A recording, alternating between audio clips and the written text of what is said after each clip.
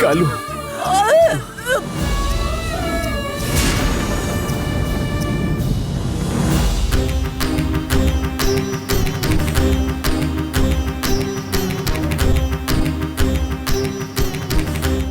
धीरज रखी दीदी।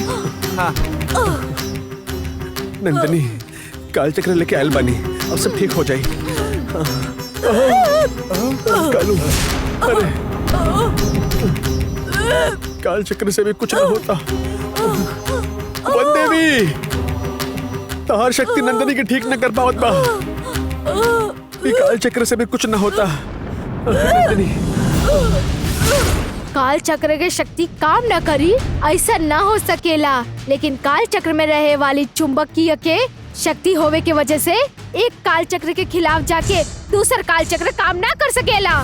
काहे खातिर हमरा पास रहे वाली पद्मा विशेष काल चक्र शक्ति के वहाँ रखल पोट्री के संघर्षण खातिर रखल बानी।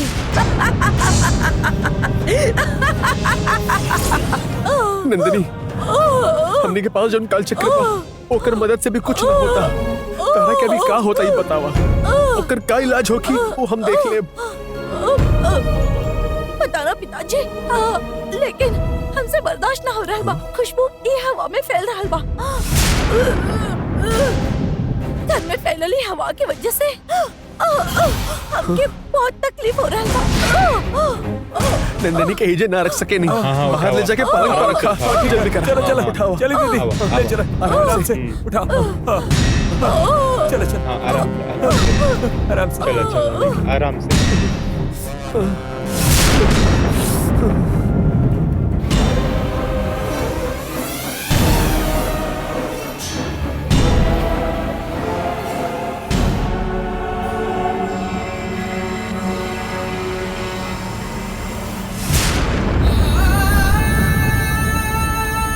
कालू, चाहे जितना भी बड़ा मुसीबत हो जाए, तहार विभूति से वो टल जाला। कितना भी बड़ा खतरा होखे, तहार काल चक्र बचा लेवेला। लेकिन नंदनी के होखे वाला तकलीफ विभूति और काल चक्र के मदद से कम ना होता। मतलब कोनो दैव शक्ति काम कैले बढ़े, ऐसा हमरा के आभास होता। तू भी बचा ना पावत बड़ा। एकर मतलब जरूर एकर पीछे कोनो वजह बा। हम ये वजह के जाने चाहे नहीं, लेकिन नंदनी ठीक हो जाए के चाहिए। ऐसा का कल जा सकेला? जैसे वो ठीक हो जाए बतावा, तहरा के बताए के होखी। बतावा कालू, हमरा के का करे के होखी, बतावा कालू।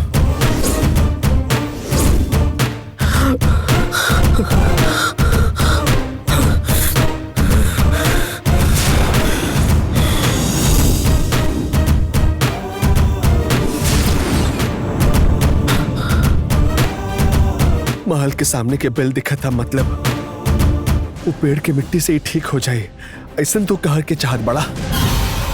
अभी हम महल में जाके बेल के मिट्टी लेके आवत बनी।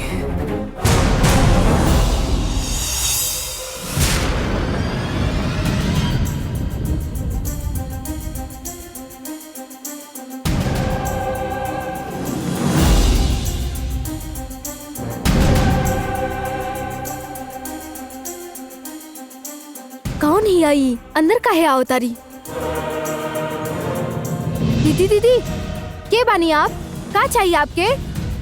हमार बेटी बहुत बड़ खतरा में बिया, ओकर के बचावे खातिर हमरा के बिल के मिट्टी चाहिए। अंदर जो मिट्टी बा, थोड़ा सा मिट्टी लेके आवा। आप यहाँ से मिट्टी ना ले जा सकनी दीदी। ये देखी, अगर आपके बिल के मिट्टी चाहिए तो केहू दूसर जगह जाकर देखी, यहाँ से जाई। दीदी, अगर हम वो बिल के मिट्टी लेके जाए तभी हम हमार बेटी के बचा पाए। भगवान खातिर हमरा के लेके जाए। हम आपके अंदर ना छोड़ सके नहीं, बेवजह परेशान ना करा। बात के समझत कहे ना बड़ो। हमार बेटी के जान खतरा में बा। हमरा खाली एक मुट्ठी मिट्टी चाहिए। तो हर सामने हाथ जोड़त बानी, हमरा के मिट्टी लेवे दी। समझ ना आवत बा कि हम का कहतानी? बार बार उहे बात बोलतानी। हम कब से कहतानी कि बिल की मिट्टी आपके ना मिली। जाई जाई आप दीदी। दीदी, हर सामने हाथ जोड़त बानी, वो बिल के मुट्ठी भर मिट्टी हमरा के लेवे दी। देव, लक्ष्मी,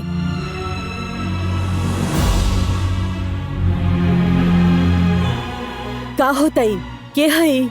पता ना दीदी, इनकर बेटी बीमार हिया, ए खातिर इनका बिल के मिट्टी चाहिए।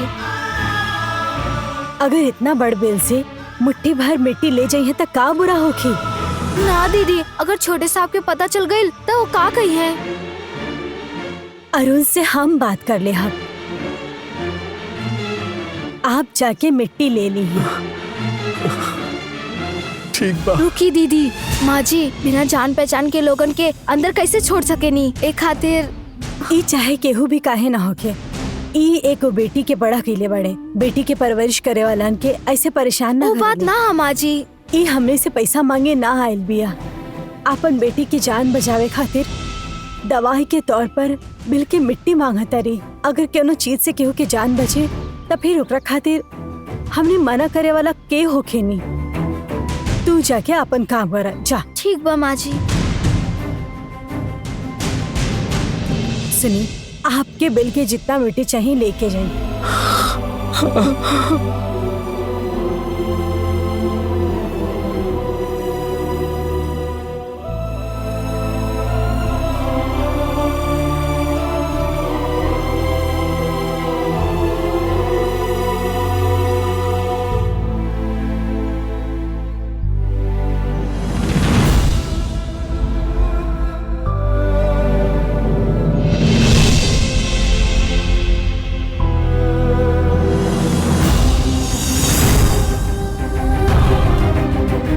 हमार हालात के समझ के रहुआ हमार मदद कैले बानी। हमार भी एगो बेटी बिया, जब आपन बेटी खतरा में होखेले तो दिल के कितना तकलीफ होला ये हम समझ सकेनी। ये बिल के मिट्टी ही हमार बेटी के जान बचा सकेले। राउर वजह से हमें मिट्टी के लेके जात बनी। रहुआ जोन मदद कैले बानी ओकर खातिर राउर बेटी के लंबा उम्र मिले, ऐसा हम आशीर्वाद देता नहीं। हमार आशीर्वाद सच हुई। अब देखिया राउर बेटी हमेशा सौभाग्यवती रही। आपके मुंह से ये बात सुन के ऐसा लगा था जैसे साक्षात भगवान बोला तारे। हमार बेटी की जल्द ही शादी होके वाला बा। आप ये आशीर्वाद देनी हमके बहुत खुशी हो रहा बा।